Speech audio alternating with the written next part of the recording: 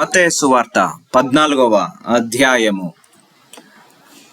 ఆ సమయమందు చతుర్థాధిపతి అయిన హీరోదు యేసును గూర్చి సమాచారము విని, ఇతడు బాప్తిజమిచ్చు యోహాను, అతడు మృతులలో నుండి లేచియున్నాడు, అందువలననే అద్భుతములు అతని యందు రూపకములగుచున్నవని తన సేవకులతో చెప్పెను.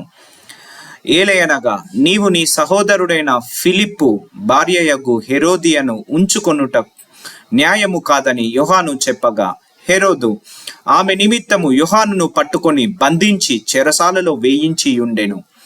అతడు ఇతని చంపగోరెను గాని జనసమూహము ఇతనిని ప్రవక్తయని ఎంచినందున వారికి భయపడెను.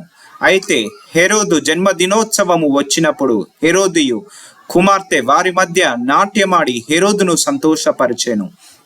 గనుక ఆమె ఏమి అడిగినను ఇచ్చెదనని అతడు ప్రమాణపూర్వకముగా వాగ్దానము చేసెను. అప్పుడు ఆమె తన తల్లి చేత ప్రేరేపింపబడినదై, బాప్తిజమిచ్చు యోహాను తలను ఇక్కడ పల్లెములో పెట్టి నాకిప్పించుమని అడిగేను. రాజు దుఃఖపడి చేసిన ప్రమాణము నిమిత్తమును తనతో కూడా భోజనమునకు కూర్చున్న వారి నిమిత్తమును ఈయనాజ్ఞాపించి బంట్రోతును పంపి చెరసాలలో యోహాను తలగొట్టించెను. వాడతని తల పల్లెములో పెట్టి తెచ్చి ఆ చిన్నదానికిచ్చెను. ఆమె తన తల్లి యొద్దకు దానిని తీసుకొని వచ్చెను. అంతటా యోహాను శిష్యులు వచ్చి శవమును ఎత్తుకొని పోయి పాతిపెట్టి యేసునొద్దకు వచ్చి తెలియజేసిరి. యేసు ఆ సంగతి విని దోణి ఎక్కి అక్కడ నుండి అరణ్య ప్రదేశమునకు ఏకాంతముగా వెళ్ళెను. జన సమూహములు ఆ సంగతి విని పట్టణముల నుండి కాలినడకను ఆయన వెంట వెళ్ళిరి. ఆయన వచ్చి ఆ గొప్ప సమూహమును చూచి వారి మీద కనికరపడి వారిలో రోగులైన వారిని స్వస్థతపరిచెను. సాయంకాలం అయినప్పుడు శిష్యులు ఆయన యొద్దకు వచ్చి, ఇది అరణ్య ప్రదేశము, ఇప్పటికే ప్రొద్దుపోయెను. ఈ జనులు గ్రామములలోనికి వెళ్ళి భోజన పదార్థములు కొనుక్కొనుటకై వారిని పంపివేయమని చెప్పిరి. యేసు వారు వెళ్ళనక్కరలేదు, మీరే వారికి భోజనము పెట్టుడని వారితో చెప్పగా, వారు ఇక్కడ మన యొద్ద 5 రొట్టెలను 2 చేపలను తప్ప మరేమీ లేదని ఆయనతో చెప్పిరి.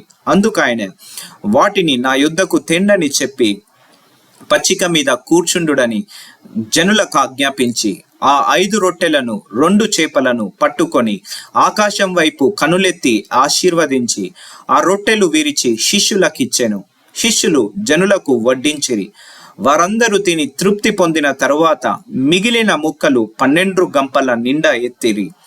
స్త్రీలను పిల్లలను గాక తినిన వారు ఇంచుమించు 5,000 మంది పురుషులు.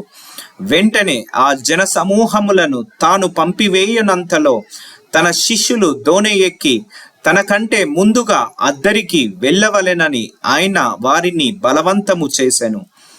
ఆయన ఆ జన సమూహములను పంపివేసి ప్రార్థన చేయుటకు ఏకాంతముగా కొండ ఎక్కిపోయి సాయంకాలమైనప్పుడు ఒంటరిగా ఉండెను.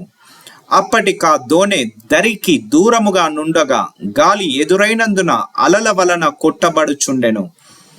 రాత్రి 4వ జామున ఆయన సముద్రము మీద నడుచుచు వారి యొద్దకు వచ్చెను. ఆయన సముద్రం మీద నడుచుట శిష్యులు చూచి తొందరపడి భూతమని చెప్పుకొని భయము చేత కేకలు వేసిరి.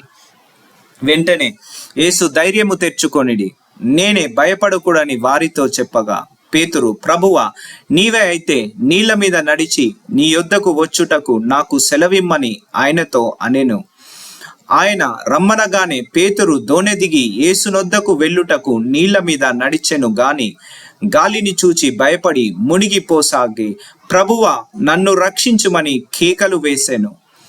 వెంటనే యేసు చెయ్యి చాపి అతన్ని పట్టుకొని, అల్ప విశ్వాసి, ఎందుకు సందేహపడితివని అతనితో చెప్పెను. వారు దోణి ఎక్కినప్పుడు గాలి అణిగెను. అంతటా దోణిలోనున్న వారు వచ్చి, నీవు నిజముగా దేవుని కుమారుడవని చెప్పి ఆయనకు మొక్కిరి. వారందరికి వెళ్ళి గిన్నె సరేతు దేశమునకు వచ్చిరి. అక్కడి జనులు ఆయనను గుర్తుపట్టి చుట్టుపట్లనున్న ఆ ప్రదేశమంతటికి వర్తమానము పంపి రోగులనందరినీ ఆయన యొద్దకు తెప్పించి, వీరిని నీ వస్త్రపు చెంగు మాత్రము ముట్టనిమ్మని ఆయనను వేడుకొనిరి. ముట్టిన వారందరూ స్వస్థత నొందిరి.